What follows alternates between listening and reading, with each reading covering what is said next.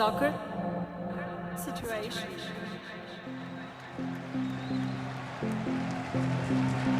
All right, welcome back to Soccer Situations. I'm Todd.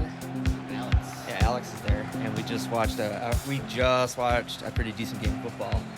Arsenal hosting Manchester United. Yeah, the big one, as they kept saying.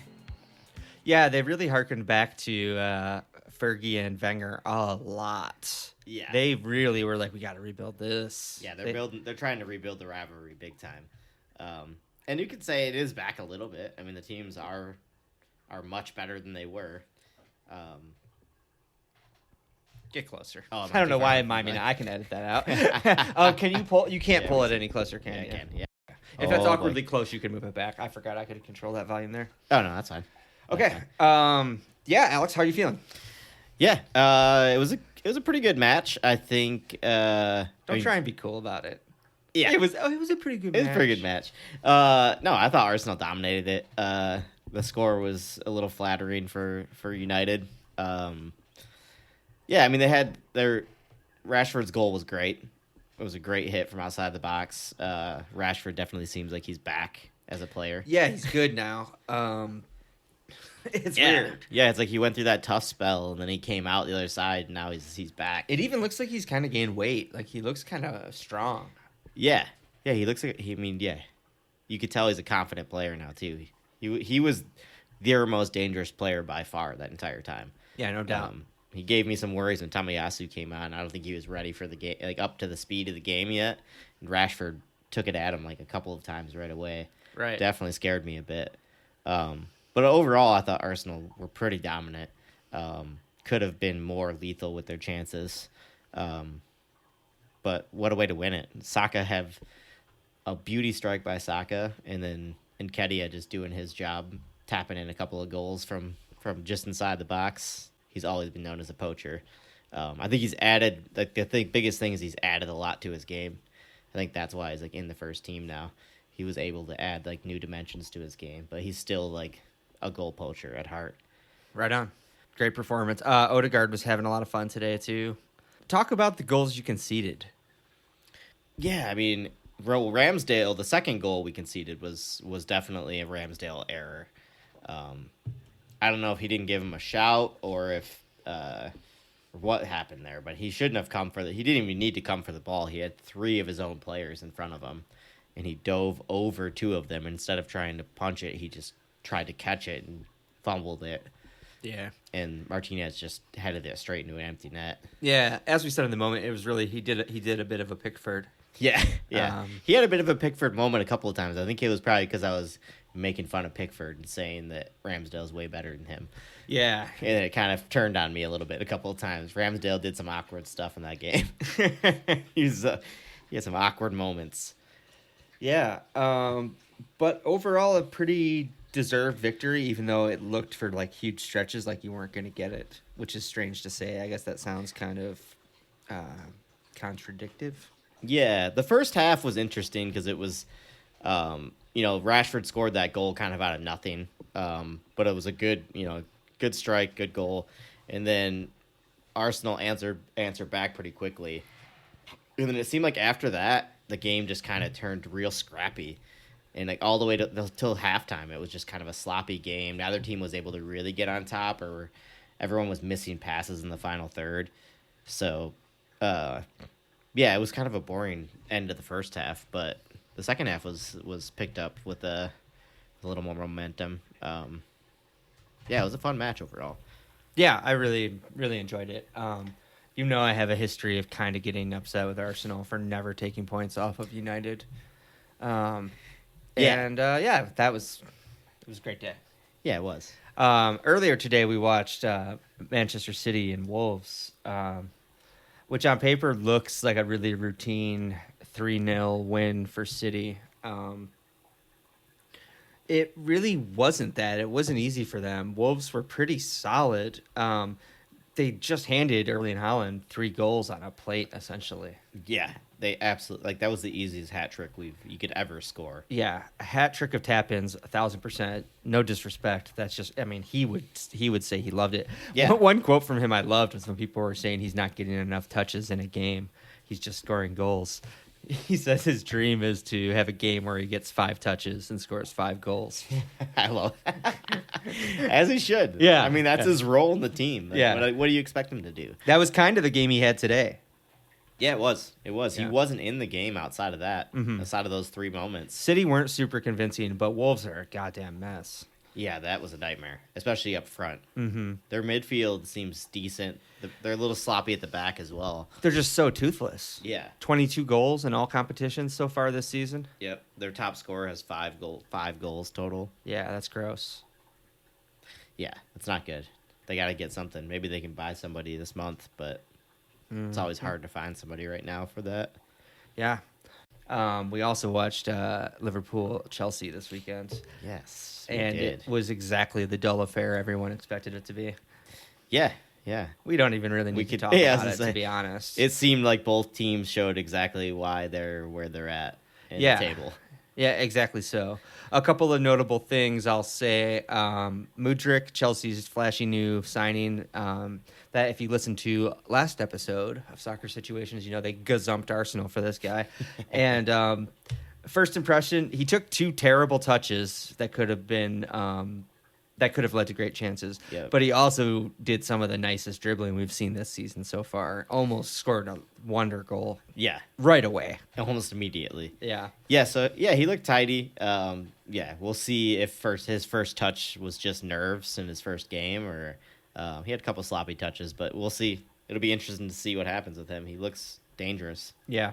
And my other point from that game was late in the game, I don't know, let's say 70th minute or so, Klopp made the changes I wanted him to make, but I was so confused. He brought on Darwin, having played Gakpo through the middle, out of position, the kid's a winger, all game, and I assumed Gakpo would slide out to his natural position on the left, Darwin would slide into his natural position in the middle, and that didn't happen. They both played out of position as far as I understand it, and I was just super confused by that. I'm like, do I not understand these players, or is Klopp playing mind games, or was I just not watching close enough and they were switching back and forth? Because obviously there's a certain amount of fluidity. Yeah, they'll rotate, but it did seem like mainly that's where they were still reverting back to that. Maybe I was just getting frustrated because the attack was dead in the water no matter what happened. Yeah, it didn't seem like there was much going on. So I was just having anxious moments. Yeah, but that game sucked. Yeah, not a great game. We'll see what a week off does for those teams, but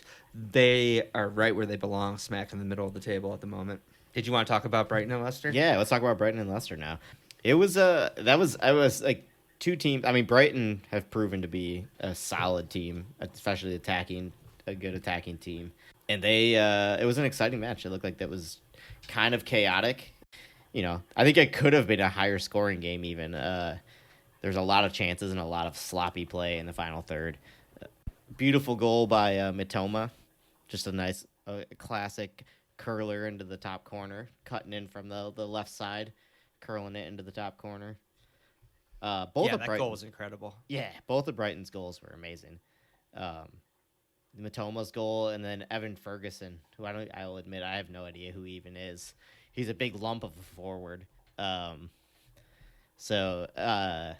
His header was actually really good.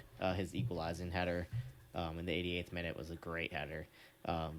He was just like a classic, like jumping in at the kind of near post, just inside the near post, and powerful header from pretty far out, like into the bottom corner. The keeper, like just past the keeper. Lovely way to finish it. That's satisfying as hell.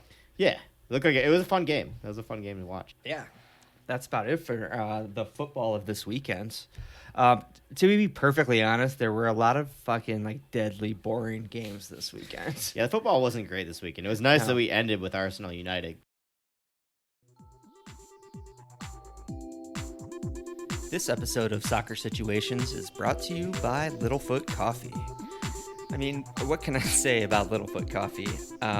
They're not just friends of the pod, they're family of the pod, quite literally. Alex started Littlefoot years ago after more than a decade of roasting experience, roasting coffee for some of the hottest, most fashionable, and most importantly, tasty specialty coffee roasters in America. My favorite thing about it is that it's just really high-grade coffee without a drop of pretense. You're not going to find a bunch of weird, savory notes that the roaster is passing off as intentional. It's just really sweet, comforting flavors that everybody wants in their coffee. And now, for a limited time only, you can get 15% off at littlefootcoffee.com. Promo code SITUATIONS. Once again, you can get 15% off at littlefootcoffee.com using the promo code SITUATIONS. Right. We did almost. I you almost forgot wanna one touch key on match one I want more. to talk about. Yeah. One that's your one of your favorite moments of the weekend. Yeah. I need a little. I almost need a jingle for this Everton relegation watch. Yeah. But no, genuinely, aside from like my own like Schadenfreude, Yeah, pure joy of it. this was a huge game. 17 versus 18 in the table. Both just trying to claw their way out of the relegation zone. And West Ham wins at home 2-0. Both West Ham's David Moyes and Everton's Frank Lampard were expected to get the sack, whoever lost the game. As of right this moment, Sunday afternoon, that hasn't happened. Yeah, and neither. Lampard insists he's not afraid of it happening. But Everton are firmly in the mud now. Yeah, 15 points from 20 played. It's wild stuff over It's there. not great. Yeah. I'm not going to act like I'm not enjoying every single minute of it. Yeah. Yeah, they're a mess. They're an absolute mess right now. And it is enjoyable to watch. Yeah. Well, Evertonians, let's look ahead to a bright future. What's coming up? I think this match may be... Yeah, it's Arsenal. It's Arsenal. It is Arsenal. That's it. Wait, I kind of want to record that again. No, it's not going to be genuine. We can't do it. Yeah, upcoming fixtures. Everton hosts. We got bottom. Oh no, they're not quite bottom actually, but we've got Relegation zone versus top. Yes, exactly. Everton hosting the Arsenal. Are you excited for that one? Oh, that should be fun. Yeah. That should be. I mean, yeah. That's hopefully the boy. That'll be a test mentally just to stay. To take the win that they should get easily.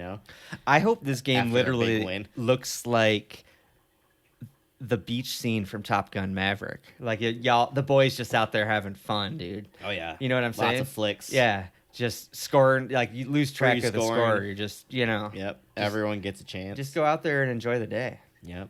Yeah. Let's get a Trossard debut goal too. Well, he made Not his debut. Not today. debut goal. I mean, first goal. I mean, debut as in his first goal. I meant to say. He made his debut today. Yeah. He didn't score out. He didn't score, but he did. He was involved in the build-up play. For the winner. He so definitely was. I'll give him that. Also, shout out to Trossard because he looks like he's an X-Man. He does. His cool streak in his He's got hair. that gray streak in his hair that looks like a mutant of some kind, like a cool one. It's fantastic. What would his power be? He's got big old eyes, probably some kind of hawk vision or something. Hawk vision. That's good for a football player. Yeah, good vision. It is. Also, this weekend, Chelsea is hosting Fulham, a little West London derby. Yes. You got to say Fulham's the favorite there. Maybe for the first time ever going to the Bridge as favorites. I would think so. Fulham look a complete squad, a complete team. Definitely a functioning team compared to Chelsea. I don't see Chelsea pulling it together that quickly. No. They've got a lot to figure out. Do Chelsea have a cup game? Will João Felix be back for this game? Yeah, the cup games no longer count. I don't think Oh, okay. they changed the rules on that. Okay. Well, it's okay. They signed 7 other wingers. Yeah, it's true. They'll find somebody. I'm sure Mudryk will start this time, so we'll Yeah. get a chance to see him for a full 90. Right. And another massive game this weekend. Tottenham's hosting Manchester City. Will this be the final nail in the Tottenham European coffin? Yeah. I mean, these two teams seem to have wild games against each other. Mm-hmm. So maybe we'll see another random result. But I mean, I would love for Spurs to pull one over on them here. But I mean, I'm not going to rely on Spurs to do anything, us No. any favors at all. They'll probably get spanked by City. There was a little bit of breaking news, or at least breaking gossip this morning from DiMarzio, a pretty legit journalist, saying that Antonio Conte will not continue at Tottenham next season. He's officially going to be done at the end of the year. So we'll see what that does for team morale. I suppose it could go either way. Yeah. And it'll be interesting to see what upcoming results, if they just decide to fire him early or if he leaves early. There's a good chance he doesn't finish out the season with the way things are going there. Yeah, I'd say that's so. He's not afraid to walk away, that's for sure. No, Conte is definitely not afraid. If he's feeling like he's being disrespected, he's one to walk away from stuff like that for sure. That's about it for the football, I think. We kind of banged this out. If you're listening to this sometime in the future, we've recorded episode 8 and 9 back to back. Yeah. So we're going to struggle to find filler for this. What do we got? What's going on in life?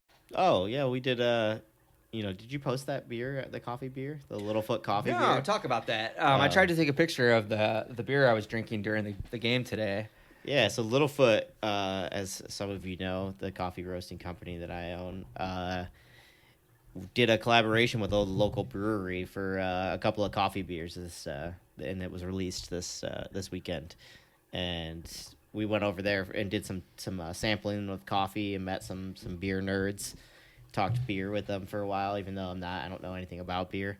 But the beer is super, super good. It's like a nice light beer with just a hint of coffee in it. Yeah, I was once a certified Cicerone. I can speak to beer a little bit. Yeah. No, it is nice. I think some people shy away from coffee beers instinctively. This drinks like a lager, like a traditional lager. There's just a hint of kind of malty coffee in it. Nothing acidic or weird or, nothing heavy. It's nice. Yeah. It's just an easy drink. It's my kind of beer. It's about 5%. Goes down easy. Yeah. I can't do like IPAs or anything anymore. Like the hoppy beers like mess my stomach up. But this is just like easy drinking beer. Yeah, it was just great. A hint of coffee. This is not an advertisement. Yeah, no. But if you are in town in Grand Rapids ever, because they don't really distribute, check out Arvon Brewing. They make great beers. One match we did skip is Fulham Tottenham tomorrow. Yeah, we got a little Monday game tomorrow. Yeah, Monday. It'll be a good Monday game too. I think again, Fulham have to be favorites. Yeah, on form. Are they? Is it at the Cottage? Yeah, yep. Conte's life could get a lot worse. We have a super busy day tomorrow too, so I'm probably gonna be either watching on my phone or just keeping an eye on it. Maybe we can watch a late night replay. Yeah, we can catch up on it. Yeah. Anyway, what else is going on? Todd's got a job. No, we just. Yeah, I think that. Let's have that undisclosed. I don't job. want our groupies coming after me at work. Yeah. Yep. Yeah, that's safe. It's a small town, all right? It is a small town. Where it travels fast. Yeah. Anyway, we have a new, let's call it a studio set up here in Grand Rapids, and I'm really looking forward to experimenting more with the podcast. Yeah. Yeah. We record through GarageBand and edit through Ableton, and it's really going to allow me to do some fun stuff in terms of music and effects and some sound bites. Snips and this and that, and be patient if we get weird with it. We're trying to make it more interesting. Yeah, we don't 1,000% know what we want this podcast to be yet. We're still finding the voice, if that's not obvious. Yeah. But thank you for listening. I think it's fun. We're having fun, definitely. Hopefully, some of y'all are enjoying listening to it. Yeah, we hope you guys are enjoying it, because we're gonna keep doing it either way because it's fun for us. Yeah, we're all in on this. Yeah, we're having a goddamn great time. Yeah. Thanks for listening. The reason we did back-to-back episodes is because we're really, really determined to get on a schedule. So hopefully we'll see you next Monday. No, not hopefully, 100%. We will see you next Monday. Yeah. All right, everybody. Have a good maybe week. If we have a little time, we'll throw a preview episode in if you guys are lucky. Sure. We can drop surprises. We'll see. Yeah. All right. Thanks, y'all. Have a good week. Later, y'all.